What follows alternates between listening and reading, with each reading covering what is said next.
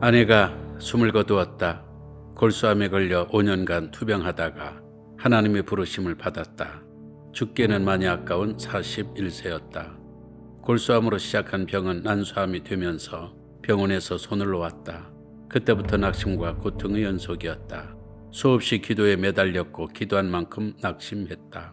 골수암에 발병한 지 5년 차에 들어 아내의 병세가 깊어지자 안수기도로 능력이 나타난다는 기도원을 찾아 살려달라 기도하며 눈물로 밤을 새웠다.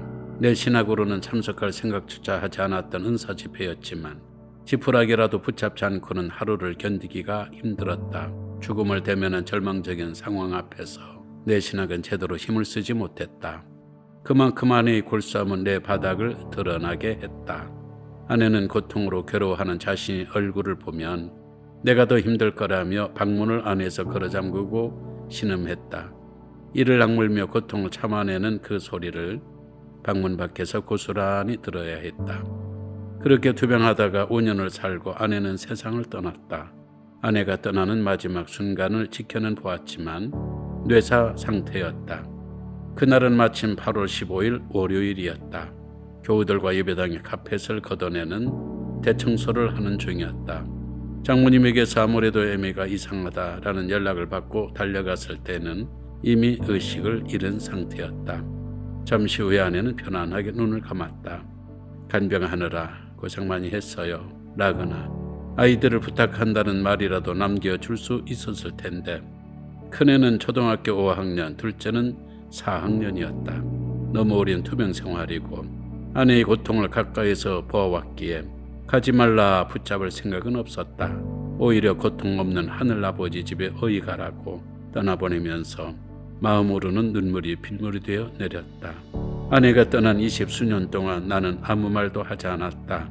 여러 교회의 설교와 강의를 다니면서도 책을 여러 권 내면서도 아내에게 관한 말은 하지 않았다.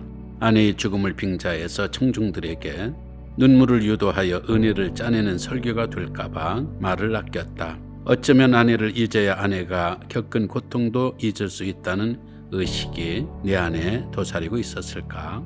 행여내 입에서 아내라는 단어가 나오면 아물어가던 생채기가 덧나기라도 할까봐 그 말을 금기어로 두고 혼자 버거운 삶을 버텨냈다.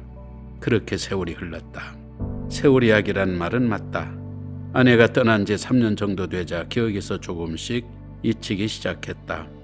그동안에는 알게 모르게 아내를 떠나보내지 않으려고 붙잡았던 것 같다.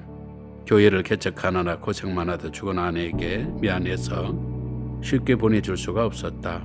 내 기억에서 주차 잊어버리면 너무 불쌍하다 생각했다.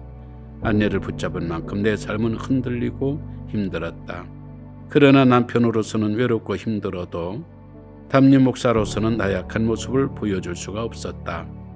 아무 일도 없었던 사람처럼 매달 교육 월간지 교사의 벗을 발간하고 목회에 매달렸다. 그렇게 아내가 남긴 빈자리를 채워갔다. 2년 동안은 생각이 많이 나고 그리움이 깊어지더니 3년 정도가 되자 아내를 생각하면서도 울컥하는 감정은 많이 정리가 되었다. 이제는 입을 열고 싶다. 영문도 원인도 모르는 고난 가운데 침묵하던 욥이 입을 열었듯이 나도 이제는 입을 연다. 사실 그전에 입을 열고 싶었다. 느닷없이 우리에게 일어나는 고난을 주제로 뭔가 말하고 뭔가 쓰고 싶었다. 하지만 앞에서도 말했던 것처럼 아내의 죽음을 팔고 싶지 않았다. 값싼 눈물을 얻어내고 싶지도 않았다. 그래서 망설였다. 그러나 이제는 우리처럼 아플 누군가에게 내 아팠던 세월을 이야기하고 싶다. 내가 걸었던 길을 뒤따라오는 사람들에게 고난이 불가피성을 말해주고 싶다. 고통스럽고 슬펐던 세월 20수년이 지났으니 이제는 입을 열어 아내의 고통을 팔아도 아내에게 누가 되지 않을 때가 된 것 같다는 판단이 생겼다. 그러면서도 막상 아내의 이야기를 하려니 내 인생의 속살을 내보이는 것 같아 민망하다. 거의 잊힌 아픔의 추억들을 다시 끄집어내는 것도 두렵다. 다시 상처의 늪에 빠질까봐. 그러나 내 고난을 외면하고 고난에 관한 책을 쓴다는 것은 상처를 숨긴 채 남들에게 상처 치유에 관해 이야기를 늘어놓는 것이다. 그것은 기만이다. 그래서 욥의 의와 고난을 주제로 하는 이 책에서 내 상처도 함께 드러내기로 했다. 이제는 스스로를 믿는다. 아픈 상처를 들춰내도 상처받지 않을 만큼 단단해졌다고. 눈물과 함께하는 기억과 눈물 없이 하는 추억이 다르다는 것을 알기에 눈물 없이도 담담히 입을 열 수 있겠다는 나름대로의 확신이 들었기에 이 책을 쓴다. 이 책은 아내의 고통과 사별의 아픔을 겪었던 새드엔딩 스토리가 아니다. 아내의 고통과 죽음이 중심이 되어버리면 이 책은 간증이다. 나는 잘 견디었노라고 이겼노라고 간증할 입장이 아니다.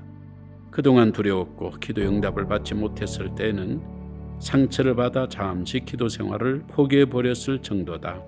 내게 왜 이러세요? 하나님께 수도 없이 물었다. 하나님께 많이도 섭섭했다.